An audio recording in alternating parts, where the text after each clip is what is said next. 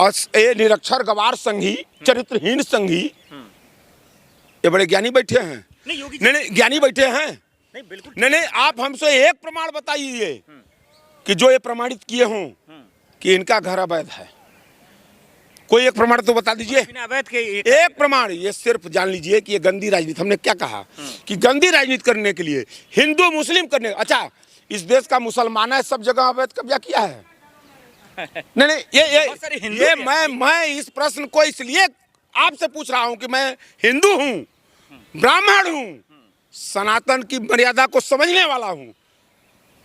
मुसलमान हिंदू नहीं कब्जा किया है। नहीं, सुनिए एंगल आप दे रहे हैं। नहीं, ये हो रहा है, यही हुआ है अवैध कब्जा।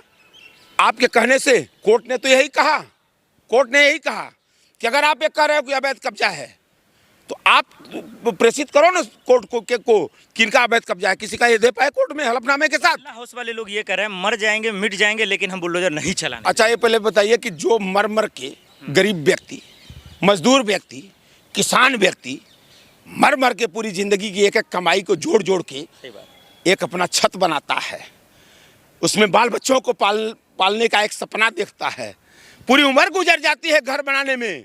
मोदी को क्या पता है, क्या पता है मोदी और जोगी को? दूसरे की कमाई पर ऐश कर रहे हो, जनता की कमाई पर इतनी बड़ी बिल्डिंग का मजा ले रहे हो। तुम्हारे बाप गुजरात से लेकर आए थे कि ये उत्तराखंड से लेकर आए थे? आज उस कुर्सी पर बैठकर इसी जनता, तो तुमको तो पता नहीं है घर बनाने का मर्म क्या होता है। जिसने बनाया है उससे पूछो। तो जनता की जीत होगी क्या लग रहा है सुप्रीम कोर्ट में? हमेशा इस जान लीजिए कि जीती है जनता, जनता ही जीती है। और जो ये कर्म कर रहे हैं, अब ये समझने का विषय है कि जब सुप्रीम कोर्ट के आदेशों का हमें लगातार उल्लंघन जो पार्टी कर सकती है और बेबस दिख रहा है सुप्रीम कोर्ट, ये भी दुर्भाग्य की बात है। ये दुर्भाग्य की बात है। नहीं तो इतनी बड़ी जरूरत कैसे हो जाती? जब एक बार सुप्रीम कोर्ट एक निर्णय दे देता है तो पूरे देश में सर्वमान्य हो जाता है। वो ये तो होता है ना। वो एक कोर्ट करके लोग किसी भी कोर्ट में पेश करते हैं कि सुप्रीम कोर्ट ने ये ऑर्डर किया था, इसके आधार पर मुझे न्याय चाहिए, आधार बनता है वो। आज सुप्रीम कोर्ट को ने जब बोल दिया था यूपी में कि आप इस तरह से किसी का घर नहीं गिरा सकते हैं, जिसका भी गिराए हैं उसको 10 लाख रुपए, ये भी कहा था सुप्रीम कोर्ट ने, रोक लगा दिया बजट पे, और रोक लगा दिया था। उसके बाद भी ये भाजपाई, अब दिल्ली में शासन बना है, अब दिल्ली में भाजपा का शासन चंद महीनों से बन गया है। कोई गुप्ताइन जी यहाँ चीफ रेखा जी, रेखा गुप्ताइन बन गई हैं यहाँ की चीफ मिनिस्टर है सर। थोड़ा सा आप अरे मर्यादा में नाम लीजिए, महिला है वो। अब हम इसी मर्यादा में कर रहे हैं, इसलिए मर्यादा में कर रहे हैं कि गुप्ता जी पुरुष लिंग हो गया और हम लोग कहते हैं मास्टर जी और मास्टराइन जी, तो ये गुप्ताइन जी, मतलब उषा गुप्ताइन जी, क्या नाम है उनका, रेखा गुप्ताइन।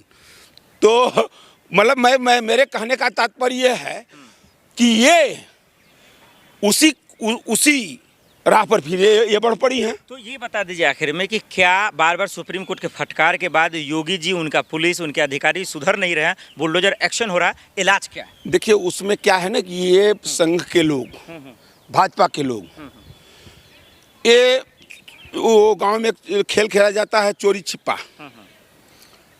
आज सुप्रीम कोर्ट में भी आधा से अधिक संघीय हाफ चड्ढी वाले जज भी बैठ गए हैं। ये समय समय पर कहते ये इनके बीच में मीटिंग होती रहती है, क्योंकि संघ के हैं, सब शाखा वाले हैं, तो शाखा में तो सब मिल जाते हैं एक जगह कि मैं कहता रहूंगा, कुछ ऑर्डर देता रहूंगा, लेकिन बहुत ध्यान देने की उस पर जरूरत। बहुत बड़ा आरोप लगा रहे हैं। नहीं, एकदम सत्य बता रहा हूँ। न्यायपालिका पे छीन उठा। अच्छा, न्यायपालिका पे अभी आपने देखा, अभी का तत्काल ज्वलंत ये मामला है कि सुप्रीम कोर्ट के मुख्य न्यायाधीश खन्ना साहब ने एक भ्रष्ट जज के ऊपर, यशवंत वर्मा का कह रहे हैं, भ्रष्ट जज के ऊपर, जहां 50 करोड़ रुपए उसके यहाँ फूके पाए गए थे। ठीक है, बटला हाउस वालों की जीत होगी एकदम। देखिए बटला हाउस को अपनी लड़ाई लड़नी पड़ेगी। देखिए लड़ाई तो अपनी ही।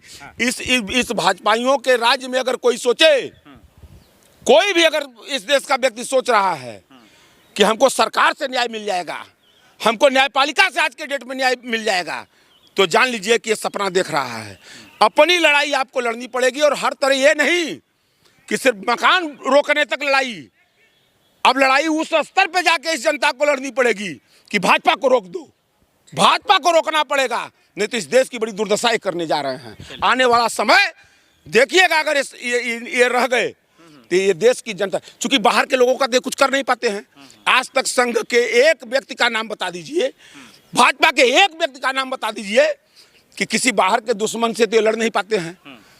अब इनकी पूरी खींच अपनी ही जनता पर, जिस जनता से वोट भी लेते हैं, जिस जनता से सपोर्ट लेते हैं, जो जनता से कुर्सी लेते हैं, और उसी जनता के ऊपर ये डंडा चलाने का काम करते हैं। इससे बड़ा दुर्भाग्यपूर्ण कुछ नहीं हो सकता।